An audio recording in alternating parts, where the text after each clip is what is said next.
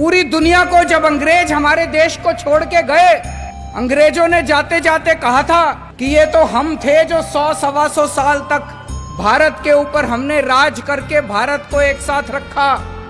अब देखना हमारे जाने के बाद इनसे अपना देश नहीं चलने वाला, इन लोगों से भारत एक साथ नहीं रहेगा।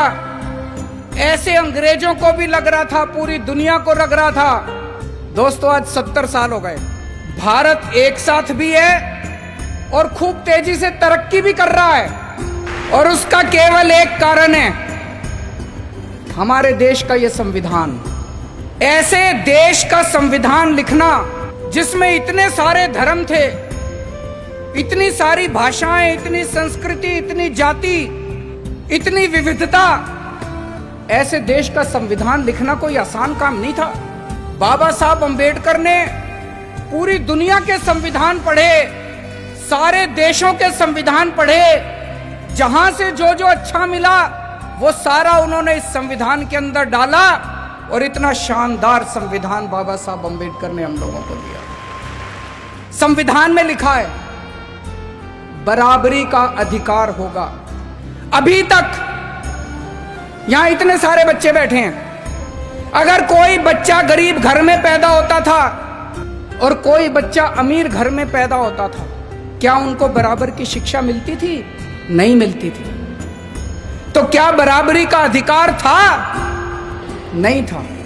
मैं आपका मुख्यमंत्री हूं, हम सरकार चला रहे हैं। सरकार की नजरों में, मुख्यमंत्री की नजरों में, एक बच्चा अगर गरीब घर में पैदा होता है और एक बच्चा अमीर घर में पैदा होता है, मेरे लिए तो मेरे दोनों बच्चे बराबर हैं। मैं उन दोनों बच्चों के बीच में फर्क नहीं कर सकता। तो इसीलिए जब हमारी सरकार बनी, हमने अपने सामने सबसे पहला लक्ष्य रखा कि इस गरीब के बच्चे को भी अच्छी शिक्षा दिला के रहेंगे हम लोग। दिल्ली में जो भी बच्चा दिल्ली में पैदा होगा, चाहे वो गरीब का बच्चा हो, चाहे अमीर का बच्चा हो, सबको अच्छी शिक्षा मिलेगी, सबको एक जैसी शिक्षा मिलेगी। दोस्तों आज 5 साल के अंदर हमने वो करके दिखाया। बाबा साहब अंबेडकर का एक सपना पूरा किया हम लोगों ने। हमारे संविधान में लिखा है जीने का अधिकार होगा।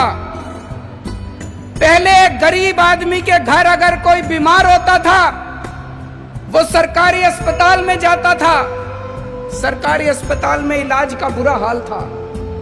आज दिल्ली के अंदर सरकारी अस्पतालों में वैसा ही अच्छा इलाज है जैसा प्राइवेट अस्पतालों के अंदर इलाज हो रहा है।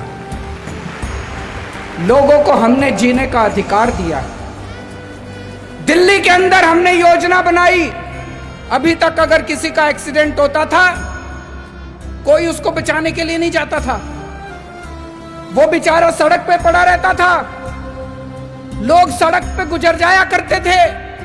लोगों को लगता था मैं क्यों पचड़े में पड़ूं, मैं अगर इसको अस्पताल में ले गया तो अस्पताल वाले मेरे से पैसे मांगेंगे। अब हमने कहा है कि पैसे की चिंता मत करो, अगर कोई किसी का एक्सीडेंट हो जाए, जो भी उसको देखता है तुरंत उसको नियरेस्ट अस्पताल में पहुंचाओ। कितना भी महंगा अस्पताल होगा, सारे पैसे दिल्ली सरकार देगी। संविधान में लिखा है गरीबी दूर करेंगे। गरीबी कैसे दूर होगी? केवल नारे लगाने से दूर नहीं होगी गरीबी। हमने दिल्ली के गरीबों का मिनिमम वेज बढ़ाया।